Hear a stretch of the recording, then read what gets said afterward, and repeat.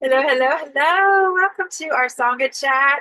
This is our week 2 in the 12-week cycle from fall equinox to winter solstice on the Priestess Path. So glad you're here. We are super excited that each of you have joined live. And so we're going to start with just a little bit of like uh, some practices, some daily sadhana practices for everybody. So I'd like to call everyone in just to get a nice long spine, sit up nice and tall, and I'm gonna sit in this. Trying to make me taller. Yeah, I mean, this is our height. I know, but I'm just trying to keep the camera from tipping. Here we go. Okay. So the breath work is really important to our practice. The calling in of intention is really important to our practice. Our dance practice is really great. Someone originally shared Spotify, and then Kimberly shared. Someone originally shared an Apple playlist. So I think it's Kelsey, Destiny, and then Kimberly shared the Spotify playlist. So have y'all listened to that one, the goddess one, and then the ceremony one, the water priestess one? Good stuff. And then also, oh babe, will you share your playlist, your Mixcloud to the song to in the I did bring my phone. no, not right now, but in the Telegram. She has a great playlist from Medicine for the People gathering that we did, and she DJ'd that event, so we'll share that as well. So dance practice, movement practice, 45 minutes of movement every single day, doing your breath work, sitting with your intentions, calling in your visions, doing some chanting every single day is super, super important to our daily practice. So you can use your show of hands with either just your camera on, or you can use the little deal on your Zoom to raise your hand. Who has been doing their daily practice? I mean, at least just lighting your candle, or at least setting your intention, at least a bare minimum. Who's been doing bare minimum non-negotiables? Okay, so about 50% of us. Thank you for your honesty.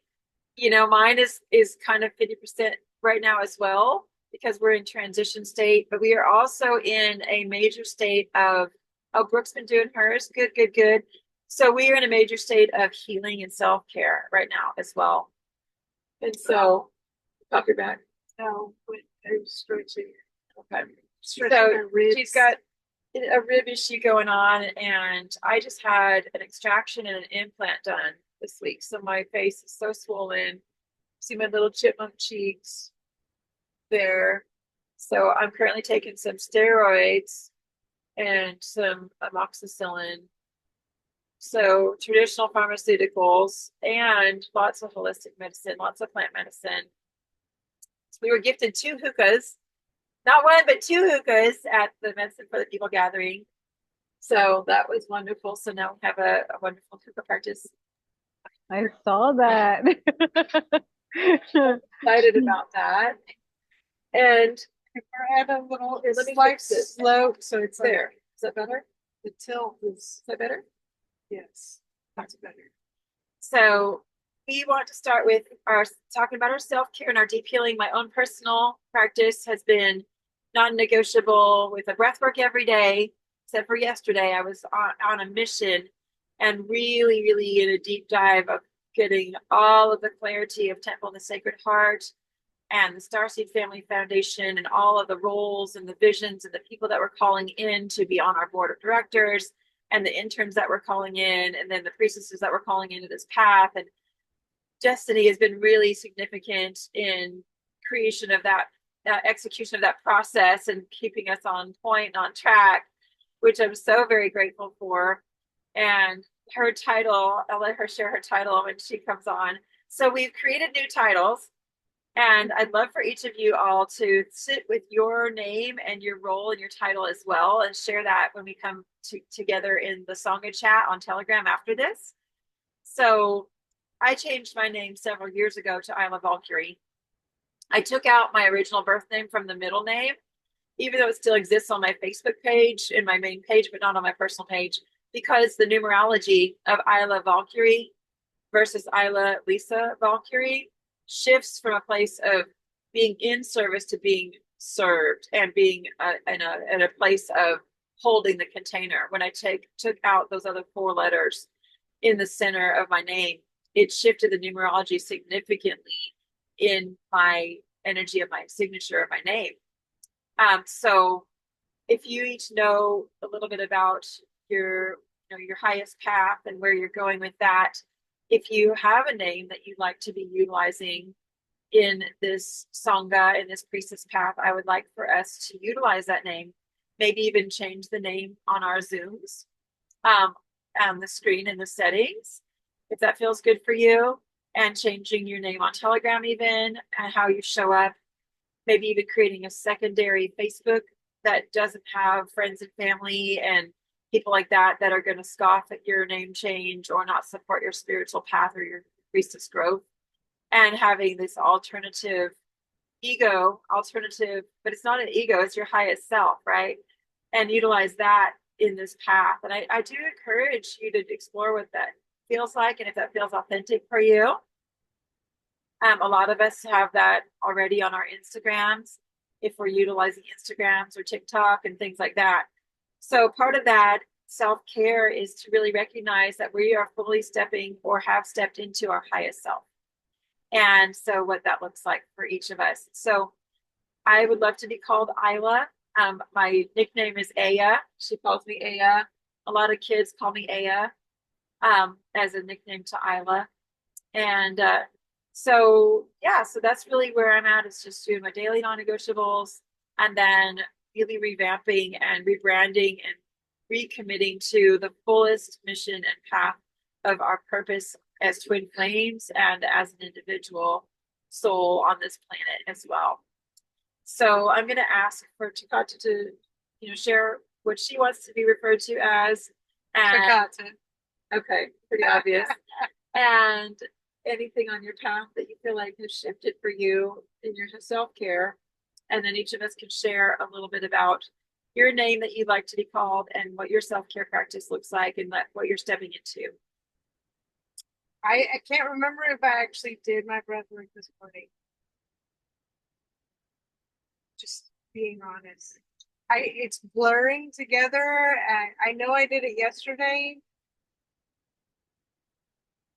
but I'm questioning. It just I don't a remember little while ago. I remember you. No, because I had to get out and go use the bathroom. I came back. So I missed my breath work, and I have to take a moment to have that. I am really just focusing and being with this fear that keeps coming from leaving my job, my job, my just over broke, and being in the trust and faith and surrender of the universe. But I know that also the universe has been very clear that I have to leave this job. And so the fear of actually going back and going against the universe is actually scarier. It's the shamanic deck. Than the fear of not having the job. And so it's this constant little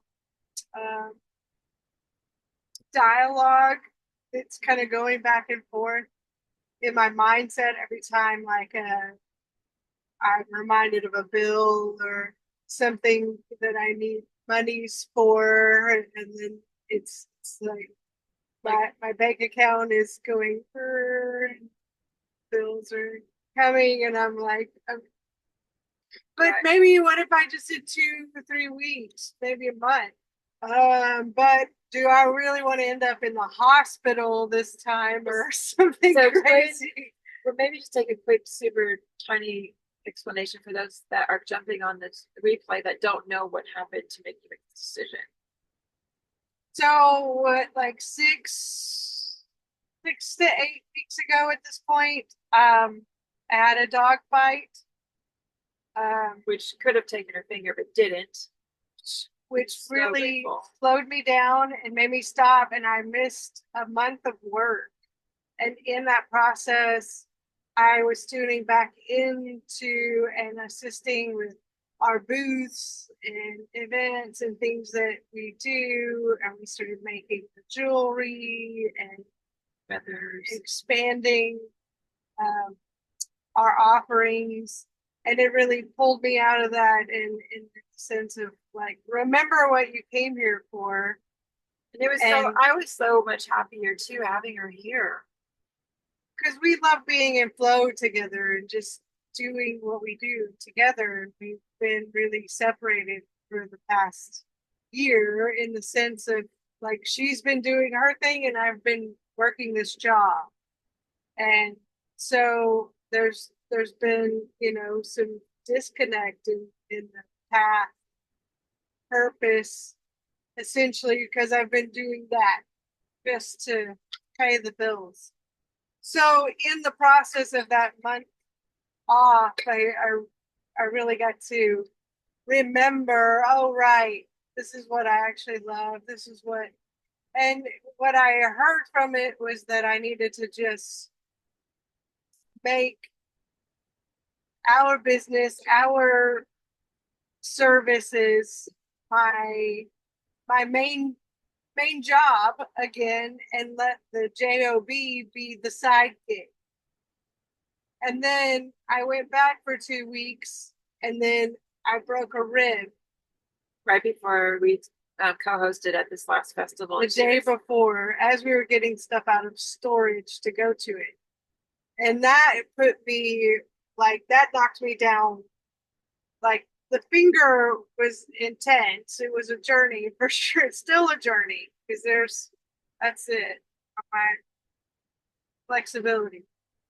But the rib was like another level up. Like that was like my mobility. Like I could barely move. I really had to have support. She had to be in her feminine and ask for support and accept help. At the like setting everything up. Finger.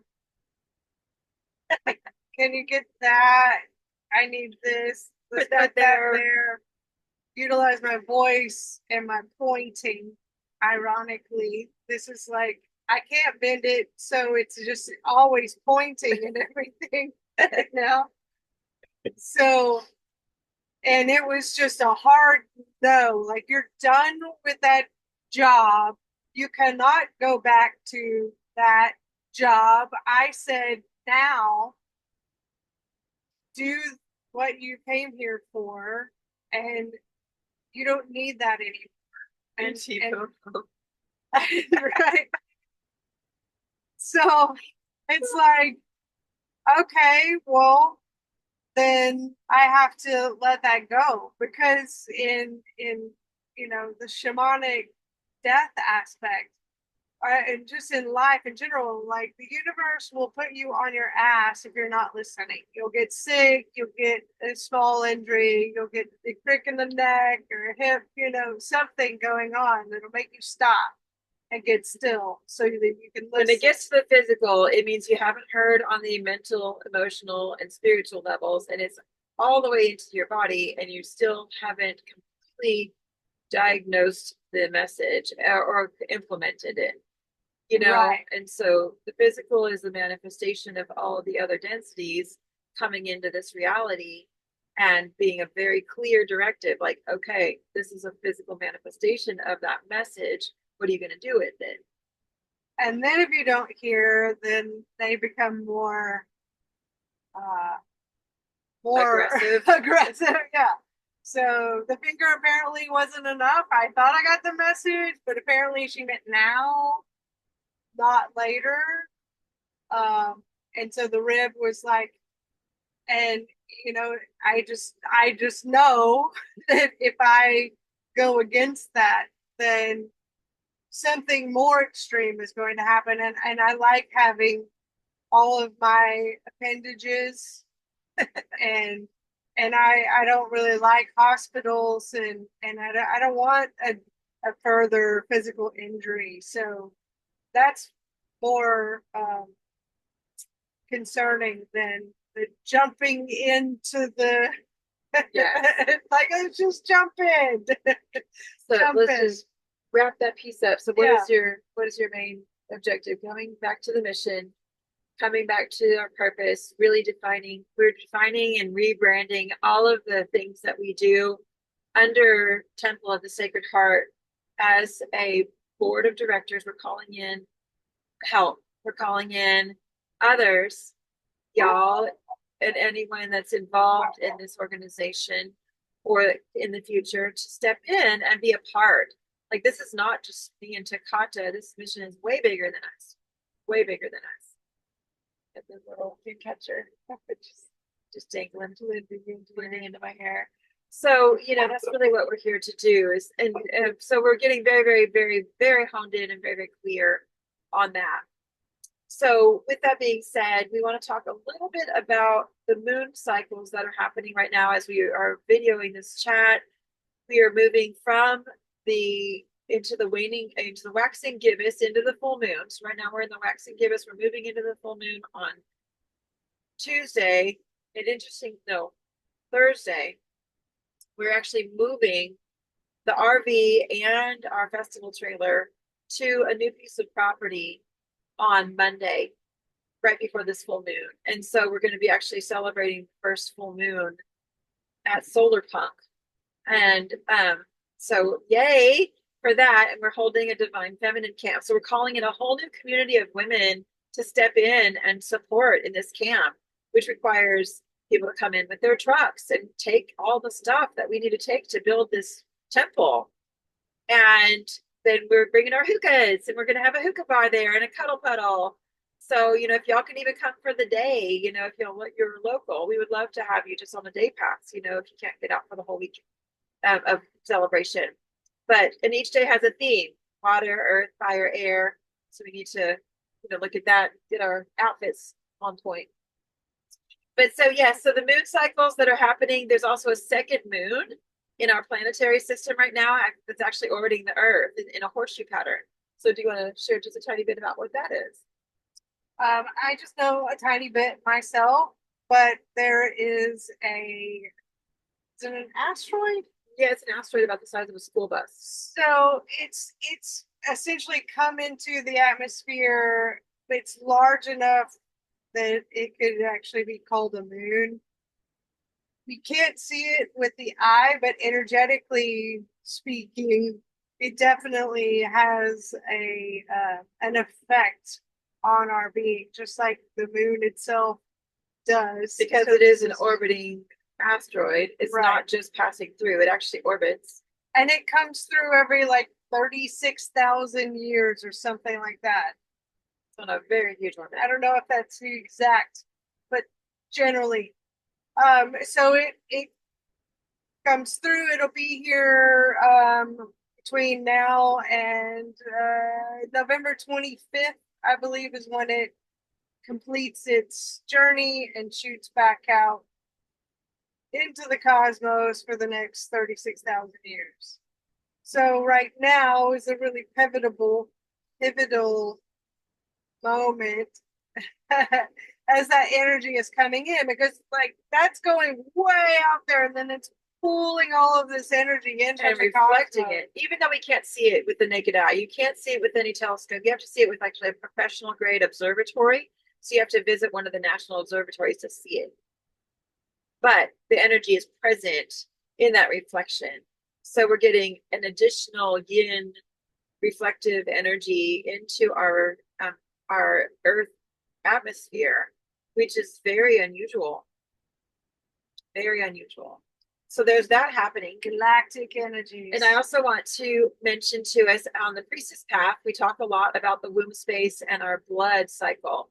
And so in our moon cycle, I want you to each share when you share. We're going to take about 2 to 3 minutes each to share. But my moon cycle has been in its crone stage, where it's very much in the outer orbits, like this asteroid that's orbiting the Earth. It's coming in now with the cycles of the eclipses. It's coming in with the cycles of the equinoxes and the solstices, and it's coming in with the cycles of cosmic events. So I'm not any longer cycling with the moon. And so the last cycle that I had previous was when we moved here. That was the 1st of June. And every place that I go on the planet, if I'm bleeding, I will pour my moon blood into the earth and offer moon blood and utilize that as an activation for Mama Gaia and a gift and an offering. And so the first week that we were here, I was bleeding. And interesting, now that we're on our last week, I started bleeding again. And I haven't bled since June. So I've had a blood cycle again. And this blood cycle, I've been splitting between the land at Texas Music River Ranch and the land at Mystic Hearts. And so I've been giving the blood back to both of those places. And so, and every time we go somewhere, we collect rocks and sticks and sacred items. And then we also replant them at the new location. So it's like embedding and crystallizing this grid as these sacred items are being intertwined within the path that we're traveling. So I am currently in my crone stage and also just barely out of my matronhood, stepping into the wise sage where the moon goes within. And now I've received all that wisdom.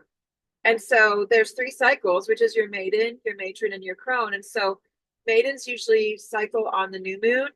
Matrons usually cycle on the full moon, and then crones, as I'm learning, if you're not dealing with menopausal issues and you've accepted, this teaching and this healing, I feel that you don't fight the menopause.